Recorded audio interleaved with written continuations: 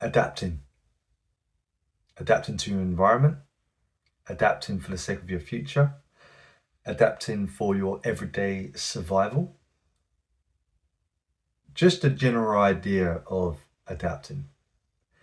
Now, I feel like us as human beings, given how complex our brains are and how intelligent we've become over the last how many thousands and thousands of years, we should, by all means, be very good at adapting to any sort of environment, really, due to our ingenious ways of survival for a variety of different means.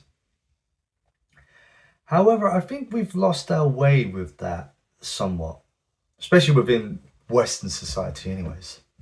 Let me explain. A lot of people have 5-year plans, 10-year plans, 15-year plans, 20-year plans, however long your plan may be. Most likely you have a plan which spans quite a few years. And they have this, each and every individual has this particular route that they want to go down, and a particular route where everything has to go precisely as they would like it to go, however that may look. Okay, I could give a variety of examples, but I'm not going to do that because that will take up a lot of time. So let me get straight to the point. Let's say, however many years down the line, your plan might be going well, you're on course, you're getting to where you want to get to in life, everything goes great. And then something which happens for whatever reason whatsoever comes in and stops your plan. And there's nothing you can do about it. Now, in today's society, in this modern age, there are a lot of people, when their plan is disrupted, when their rhythm is disrupted, they will just panic. They will get super stressed out. They will get anxious, and it might take a while for them to recover. Now, obviously, when things like this happen with regards to an unexpected problem arising, a situation happening, which would be mostly out of your control, it would suck for your long-term plan to be disrupted and for your rhythm to be disrupted, and all you want to do is get to the end goal and live happily, however that may look for you. It would suck. It would, you would feel frustrated, angry, upset, all valid emotions when something like this happens. Though I think the key thing isn't to ruminate and wallow on whatever may have happened and let it keep circling around in your head. Really, after a brief moment of venting and obviously letting out your emotions in some way, I think the most ideal mindset would be to have, okay, this feels like crap. I don't like this. It's not the way I want it to go, but I'm going to keep moving forward. And I'm going to change the plan a little bit. And that's adapting. Pure and simple. That's adapting. You're not pitying yourself. You're not staying in this bubble of frustration and pain and so forth. You're making the active choice regardless to keep pushing forward. As the motto goes, when there's a will, there's a way, and I always stick by it. Just change your plan slightly. Change it slightly. Go a different route. Use a different method. Change the time scale of your plan.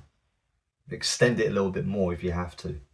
I think that's the key component of success in someone's life, is when they come across a problem, or if they may have failed in some capacity with whatever they're doing, that you don't give up, that you don't stop, that you learn from whatever's happened and you just keep moving forward.